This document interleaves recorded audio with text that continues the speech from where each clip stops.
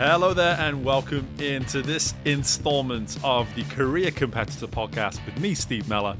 And as always, we are the show that seeks to light that competitive fire within you in order to jumpstart or optimize your career. So excited to have Dr. Nadia Brown join us today, and I'm going to be introducing her here in just one moment. But before I do that, let me turn your attention to two things. First and foremost, the website careercompetitor.com.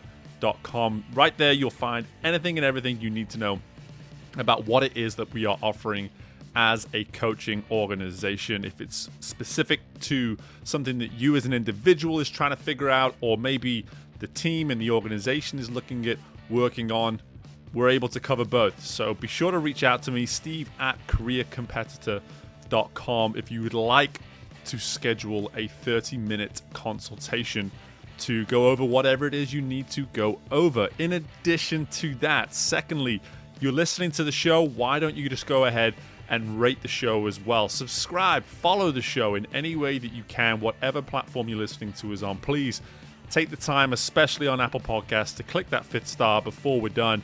And in addition to that, like I said, subscribe and also share the show. Let people know you're listening to Career Competitor and that it is, in fact, lighting that competitive fire within you. But for now, let's get to my guest, Dr. Nadia Brown, and she is the founder and CEO of the Doyen Agency. And the Doyen Agency has a singular obsession, which is that of increasing the sales results of their clients. Very much a unique company, and Nadia is going to go into the specifics of what it is that they do. But what I love about this particular episode is that we really go through the years of how Nadia has gotten to where it is she is today. So much of it is because of pursuing a passion. And if you haven't figured this out over 150 episodes of this show just yet, I am a fan of talking to people about pursuing their passion, because it just so happens, people, that when we pursue our passions, more than likely, there's an opportunity for us to be successful. It means that little bit more to us to keep going, to stay true to ourselves. But the beauty of Nadia's story as well, she pulls in things like support systems and the powers that they can have when the people around you are able to identify that you are in fact pursuing something that you were supposed to be pursuing. So this is a fantastic episode for people specifically looking for that little bit more encouragement, maybe pursuing a passion, or just to keep on going. And that can be in just about any domain. When we think about it, whether it's your career, your company, your life for that matter, opportunities for you to learn from Nadia today about what it means to continue on, to keep going forwards, and know that success is eventually going to come. In addition to that, we are also going to be hearing about Nadia's upcoming book, which is Sell Like a Lady: How to Master Sales with Dignity, Class, and Grace. So I'm excited to bring all of this to you in this really great episode of the Career Competitor Podcast, and I hope you all enjoy. Well, I am so excited to be welcoming in Dr. Nadia Brown to the Career Competitor Podcast. First and foremost, correct me if I'm wrong, but you're in sunny Arizona. Is that right, Nadia? I am here in Phoenix, where it's nice and toasty. Love it. Well, I'm in Baton Rouge, so we're toasty, but it's also it's kind of muggy as well. So it's a bit of a different kind of toasty. But hey, I'm so glad that we've got this opportunity to connect. It's been something on both of our schedules now for some time. So like I said, I've been looking forward to it, been really excited about bringing you on. But I am never going to do as good a job as you will of introducing yourself. So why don't you go ahead and tell everybody who it is that we're talking to today? Oh my goodness. Who am I? Who are you? Great question. That's a big question right there. Big question. I'll tell you who I am now. I'm a wife, I'm a mom. I lead a company called the Doyen Agency. It's a sales agency. We do sales training. We provide sales support.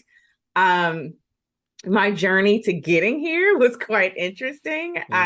I often say I was the least likely person to ever lead a sales agency. Like, I started out in computer engineering. Like, you can imagine pocket protectors down in a basement. Literally, at one point in my career, I worked in a basement Wow. with machines. And now I get paid to talk to people all the time. So definitely been a massive Well, transition we're over the years. we're gonna dive into some of that because I love how people can take such a simple question as, "Hey, tell us about yourself," or "Tell us who you are," and you can immediately show a glimpse of just how much there is to a simple question like that already. And again, like I said at the outset, this is why I was excited to talk to you. I can see your career journey when you look at things like the LinkedIn's and looking at your websites and stuff like that. So I was so excited to dive into it. But this show's all about being competitive and how that facilitates our journey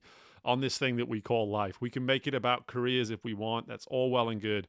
But let's face it, career is part of our life. And as you Mm-hmm. alluded to there, mom, wife, all these sort of things, like these are roles and responsibilities that come with the territory, no matter what our jobs may be. So Absolutely. when I say to you, what does Nadia look like the competitor? What comes to mind?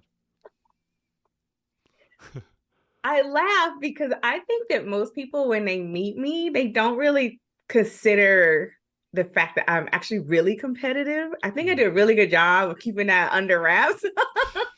But I am. So when I think about Nadia being competitive, I definitely push myself. I set some really big goals for myself, and I can be really I can, and I think sometimes people think about competition in a negative way, but I just look at competition as a way to really push Nadia to be the best Nadia that she can be. And so when I think about, especially at this stage in my life, me being competitive, it's always looking at my performance as in all of my roles, not just in my career. And, Right. how can I do better? How can I be a better wife, be a better mom, be a better business person, be a better leader, um, over, where I may have been even sometimes even 30 days ago. It's like, girl, Right. we need to, get it moving. Right. But sometimes it's more like last year or whatever. So that's what I think about when it comes to competition for me. I love it. And you know what's funny is I don't ask that question necessarily every single episode because it can become quite repetitive if I do. But what I love is just throwing it in every 3 or 4 episodes because it reminds anyone listening that, hey, even if I'm not asking a question like that, if you're paying attention, there's competitive elements to anyone and everyone that joins this show. And that's what is the Mm-hmm. heart of this. Sometimes it's obvious, sometimes it's less obvious. And to your point, maybe most people that walk into your office and you've got this amazing backdrop, this sweet pink t-shirt, and they're just like, this isn't a competitor, right? But Mm-hmm. it's just like underneath there, underneath all of that is this driven, motivated, ambitious individual that is absolutely set in her ways in terms of this is what I want to accomplish, this is how I want to show up, and this is how I want to perform, to your word there, how I want to perform in all of my roles. And that's one of the best things that's come out of all of our episodes over 4.5 years now is it's not about just competing against the person next to you. It's about Mm-hmm. competing against that version of you looking in the mirror and being comfortable with that version of yourself and being driven towards that version of yourself. So let's go a little back now. You talked about it earlier. We joked about it already. It's been a ride, it's been a story to get to this point. Oh yeah. When you look at how you first started on this road of your career to where you are today as a business owner, flourishing leader, where would you say at the beginning, where would you say you were as an identity, and what did that beginning look like for you? Oh boy. I think in the beginning, in some ways, I was a conformist, to be honest. I'm the Mm. oldest child. Um, I was actually raised in the South, Southeast. And I think a lot of that kind of played into my identity. And so even me becoming Dr. Nadia, like me going after my doctorate was because, not because I wanted necessarily, obviously I wanted it enough to get it, Right. but it was driven more so because it was a promise that I made to my granny. Mm. We had this conversation when I was 17 before I graduated from high school.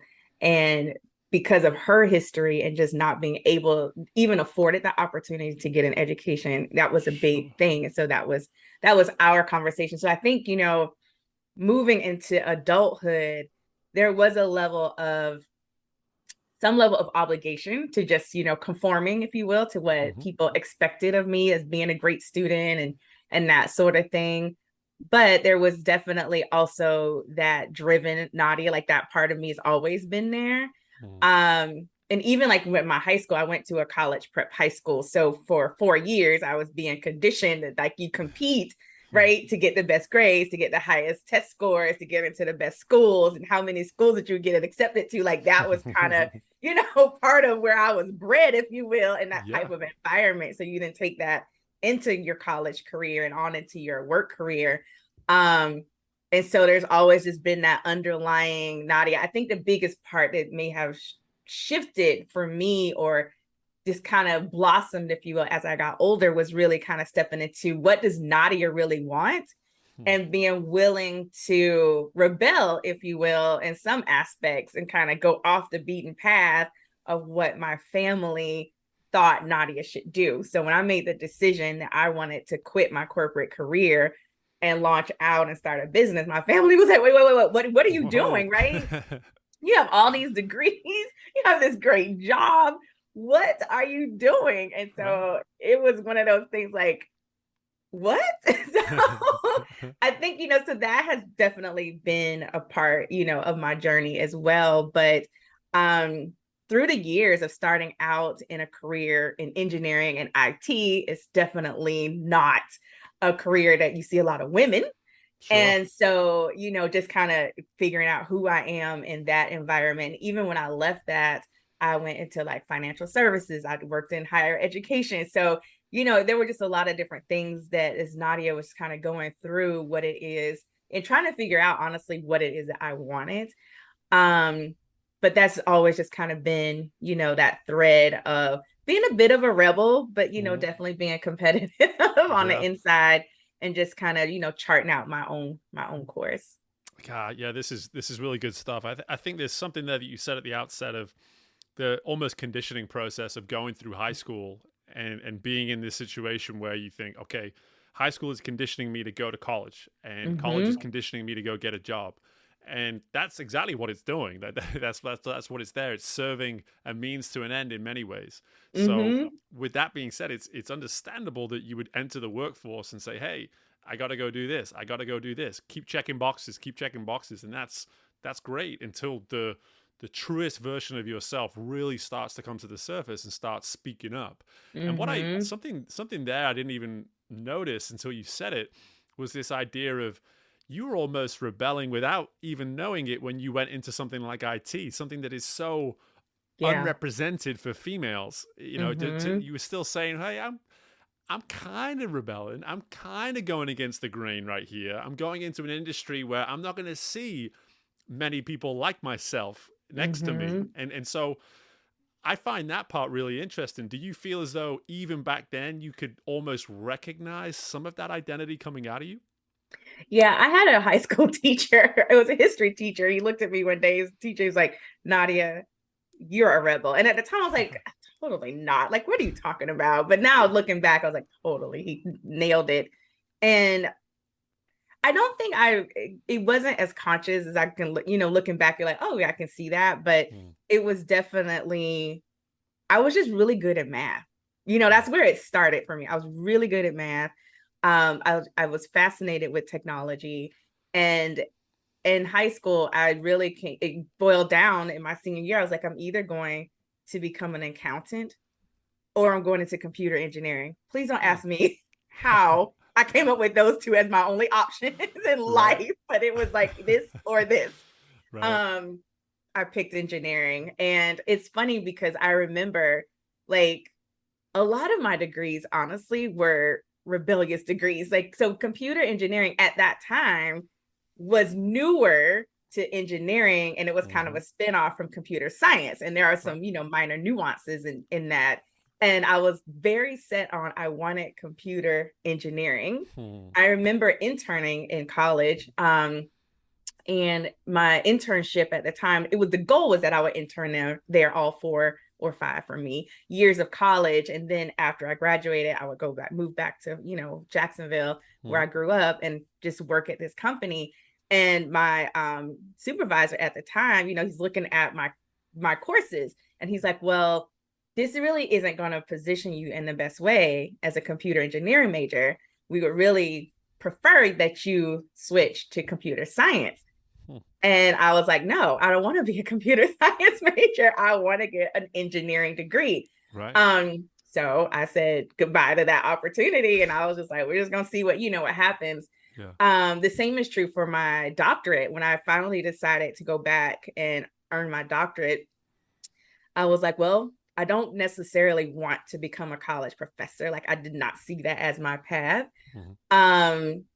So I wasn't necessarily I had to have a PhD per se. And then I felt like a lot of African Americans earned their doctorates in education.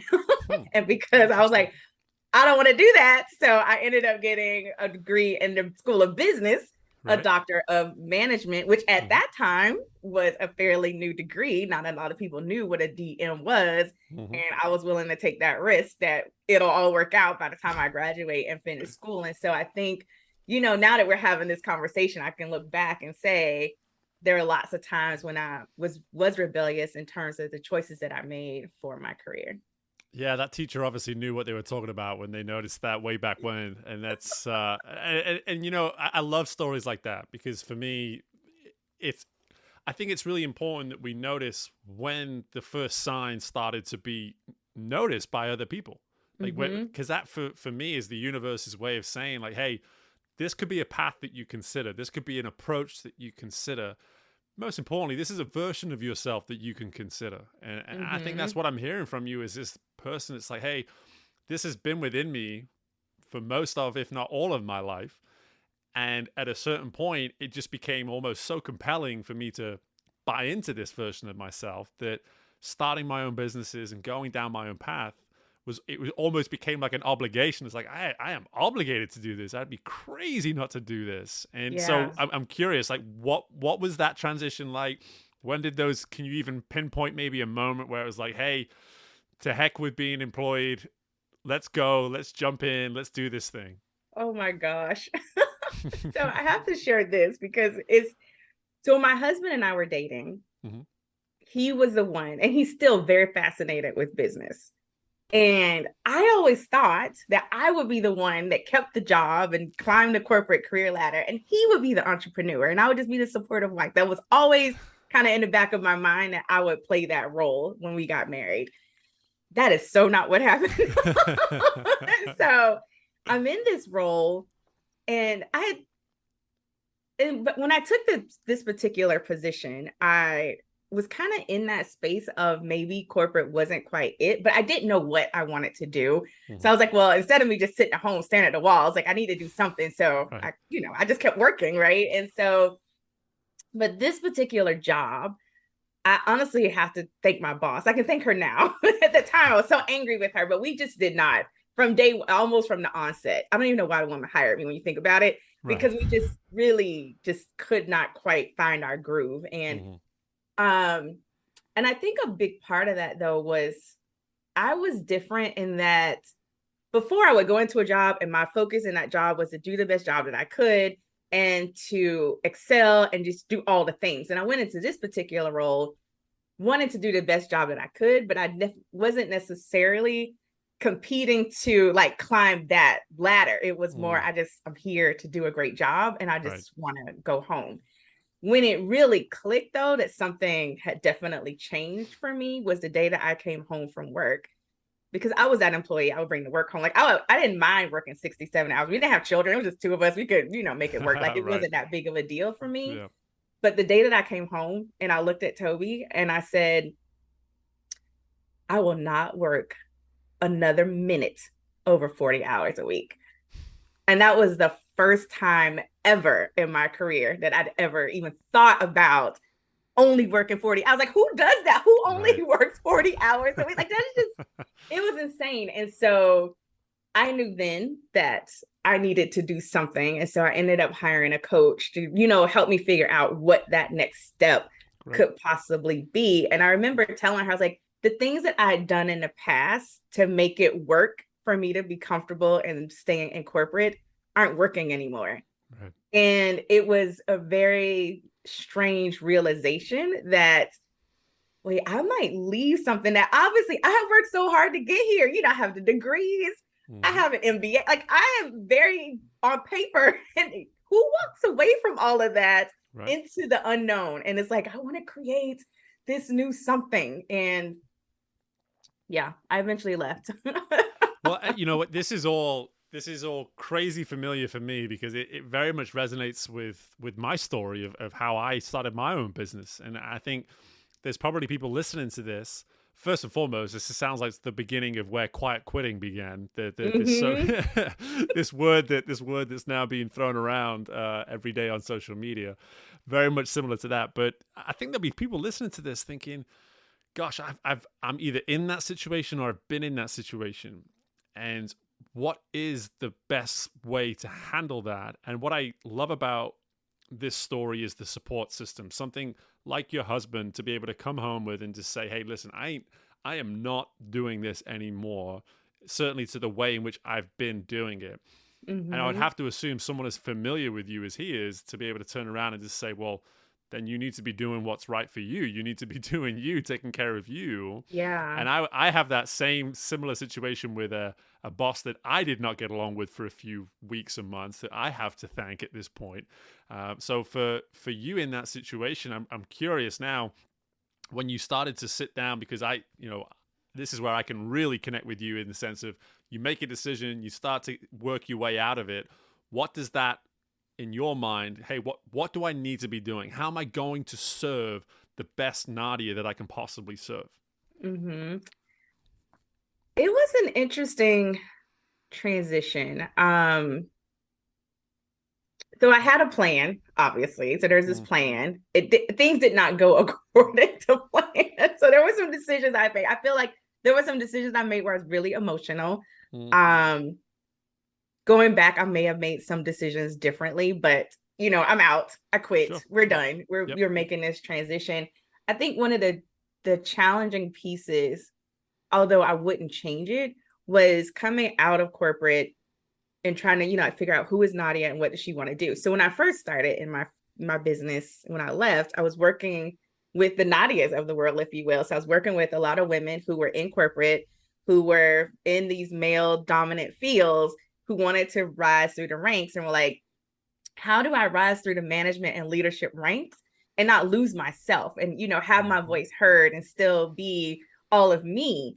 And so that was where I started and working with those women. And then eventually, as it happens when you start a business, people start asking you for things that you never considered. So then there were business owners who were like, well, Nadia, you can help us too. Like, what about us? And I'm like, well, what about you guys? Like, I don't feel like I'm qualified to work with business owners. I haven't been in business that long myself.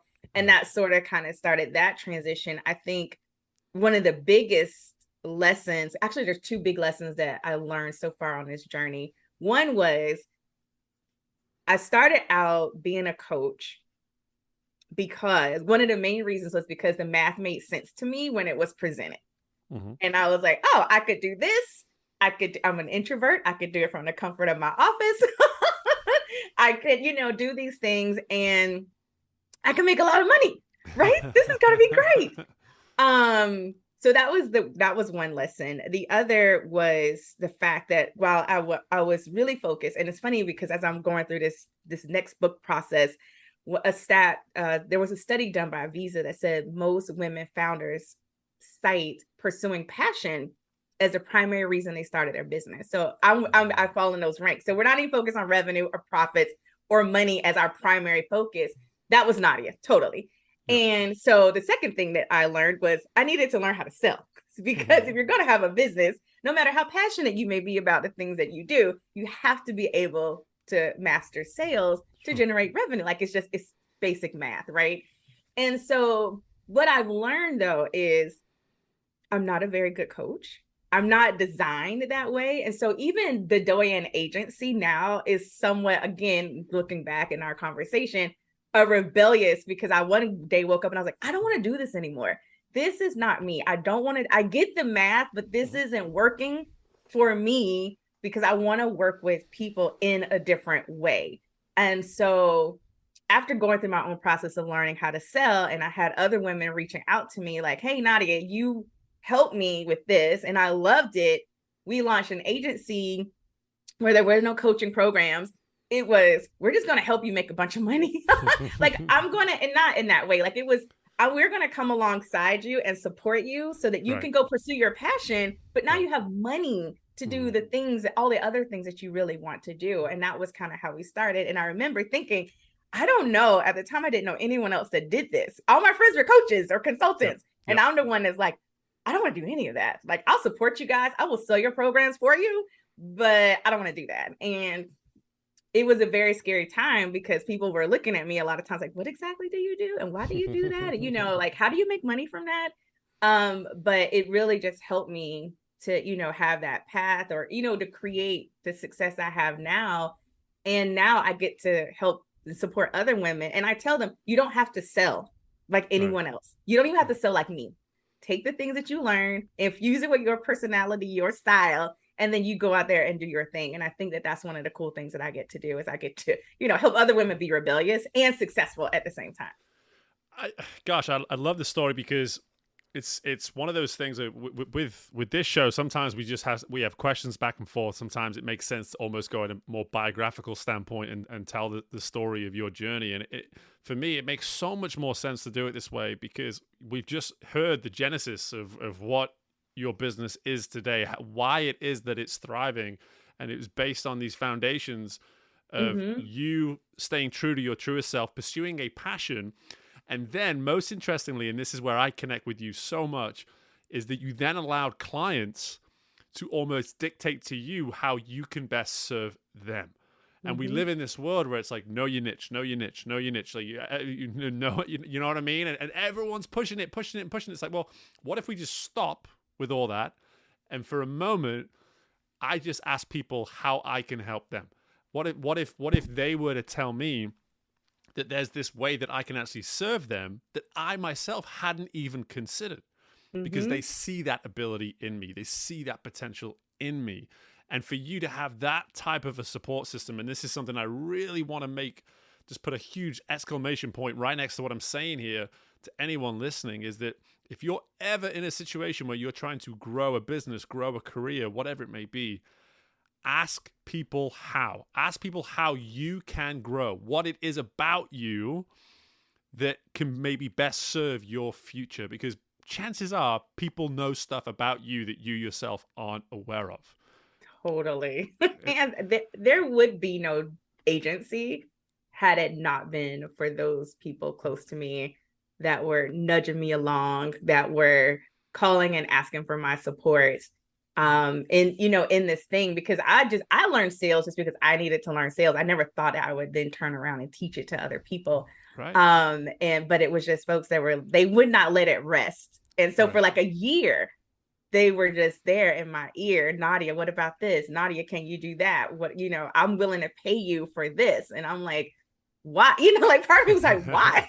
Why? What is going on? Right. But no, and so I just listened to it and I went with it. And I think it was that moment. It was like, why are you making this so hard? And my husband really helped too. I was having a conversation. He was like, wait a minute. So people are seeking you out for support with this. I was like, yes, because I'm not advertising it. Like no one even knows for the most part that I know this, right? And they're willing to pay you for this, right? And I was like, and you enjoy it. And I was like, yeah. And he's just looking at me like, then why aren't you doing more of this? Like, I don't understand what the problem is, Nadia. And I was like, oh, you make a good point. It's a strong point. It's a strong point. Yeah. It's not often the husband's right, but occasionally, occasionally we can be right. I hate it when that happens. No, just kidding. Well, let's two more things I want to cover here, Nadia. One is I want to go a little bit more into the book, as you just referenced it a little bit earlier. But before we do that, let's just speak specifically about the Doyen Agency, about what it is that you are serving and what it is that you are doing today. Because for me, again, as someone who's done his homework and looked at the agency and looked at what it is you do, I'm so glad we've gotten to this point of the conversation because I do think it's unique in itself. So I'd love for you just to explain it a little bit more. Yeah. So one of the things that we do is we support business owners in generating revenue. How that has looked mainly since the pandemic is through live event support. So even virtual back of room kind of sales support. But we have in the past basically been someone's sales team. Like that's what we did. So a client would literally not have to do any strategy sessions, discovery sessions, sales calls at all. We work with them to put together the process, to, the flow. And then if people would schedule an appointment, we would have those conversations, and the client would know when contracts came through or money, like, oh wait, we just got paid. Amazing. We haven't done as much of that since the pandemic, just because there's been a lot of stuff going on in my personal life, but next year we're definitely planning to get back. And then the other thing is just sales training. So just training, helping women mostly women, we have work with men, but mostly women, to really just get confident with having sales conversations, to help them with their pricing and positioning and those sorts of things, so that they can, go out and do the things that they really want to do and serve those bigger visions. So those are the things, that I get to do in the agency. It all comes back to what you are true to, which is yourself. You're allowing your clients to remain true to them and do what it is they do best. And so for me, I think that is such a powerful sentiment for a company to be able to provide that to people, because in this day and age, again, you can look all over the internet and look for resources and services and people to pay for something quick and snappy to be done for you, whatever it might be. And that's all well and good. But in the long term, if it's going to create more problems down the road, then it's not allowing you to stay true to your truest self. Like you're very much offering that support system of saying, hey, stay true to you, and we'll in a way we'll kind of take care of the rest. And I think that's beautiful. It's awesome. It's wonderful, and I definitely encourage people. And all the information about the company is going to be in the show notes. Be sure to go check that out. But before I let you go, you got to tell us about the upcoming book, where I know you do a little bit of work with men with your business, but this book is absolutely 100% not for men by the sounds of it. So why don't you go ahead and just tell us exactly what the book's about? So the title of the book, which is why Steve was like, this is not for men, is Sell Like a Lady: How to Master Sales with Dignity, Class, and Grace. And this book is really, though, about the mindset around sales, and just, sharing my journey, sharing the journey of others, and just helping women kind of go through that process of how we think about sales, why we may approach sales differently. I felt compelled to write this book because I felt like a lot of our sales training is very masculine, and it doesn't always fit how we as women flow. And so I wanted to point that out and just, state the obvious in some ways, and give people permission to be different. Like, it's okay to do sales your way. But to also, like, dignity, class, and grace. Like, when have you ever heard someone talk about sales and use those words, right? But it can be dignified. You can be gracious. You can be classy. People can have a great experience in a sales conversation. It does not have to be what sometimes we feel like, this whole thing around sometimes you feel like you have to go into a sales conversation to strong arm people, or I hear people say, I have to convince them to work with me. Like, it doesn't have to be that way. Right. But then how do you create a different reality for your business? And so that's what this book is about. For what I hear is it's a reframing what it means to sell, and I think that's incredible, especially to me. I don't care if the title says sell like a lady, because for me, I hear the message of the book, and I think this is where I want to gravitate towards in my work as a coach. I want to be in a situation where I feel as though I'm not selling at people. It right. almost makes me scared to my core when I think of this notion of like, hey, I'm going to pick up the phone and sell to someone right now. And I just sort of shake in my boots. And I'm like, no, I don't want to do it. I don't want to do it. I don't want to do it. And what you're saying here is that, hey, there's other ways. There's other ways of doing it where you can still have the mission of the call or the mission of the video, whatever it is, whatever your intention is, can still be the same, but you can do it, like you said, and reframe it in a way that is maybe a truer sense of you and allows you to be a more authentic version of you in the process. So absolutely. I love it. We're going to try and time this out as well, actually, with the release of this episode right around when the book's coming out too, just to kind of really help with the momentum of things. I'll do you a solid on that side of things.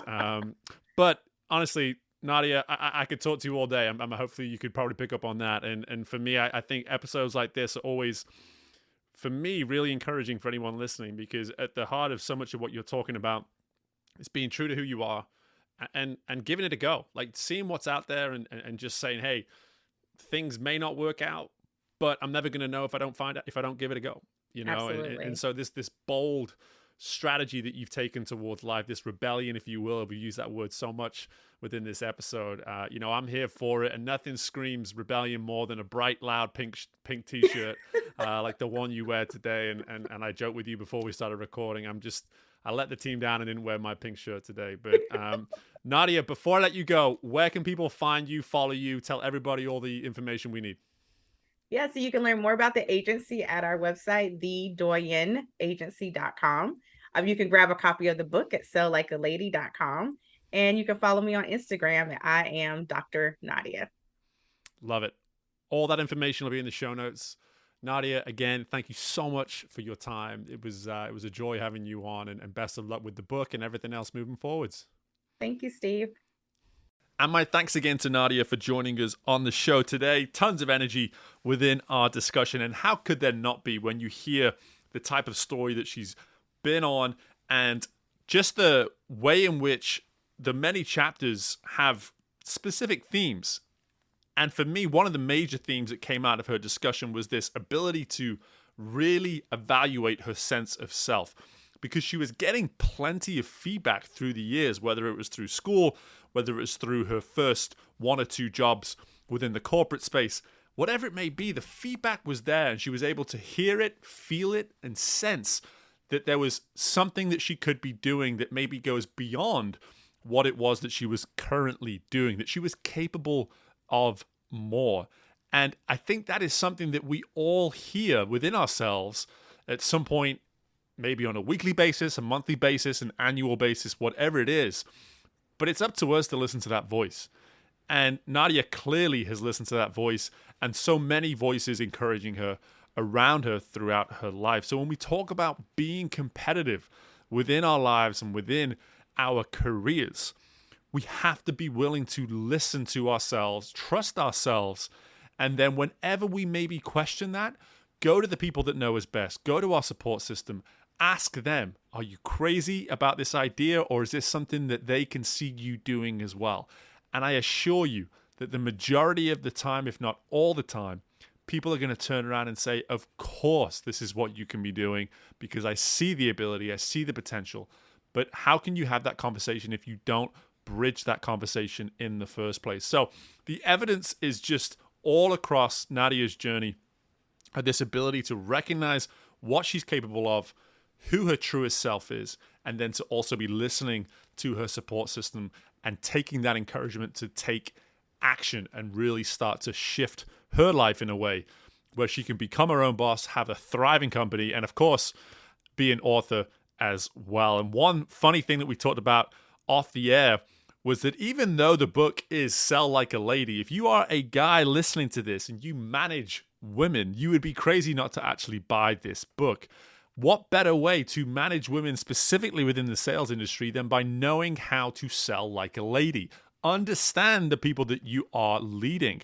So I really encourage just about anyone to consider this book, especially men out there that are responsible for managing and leading women within the sales space. Just a little something I wanted to add on there as we joked about the notion that the book was strictly for women in the interview. I really think that there's also a space for men in specific industries as well. But listen, cannot thank Nadia enough for her time, her energy, and all the amazing insight throughout her journey and throughout her career that she was able to provide us here today. But we are not slowing down. As always, people, more and more episodes coming. There's so many reasons to be tuning in, subscribing, and following the show. Please leave us a rating if you enjoyed what you heard today. Don't just enjoy it and carry on with the rest of your day.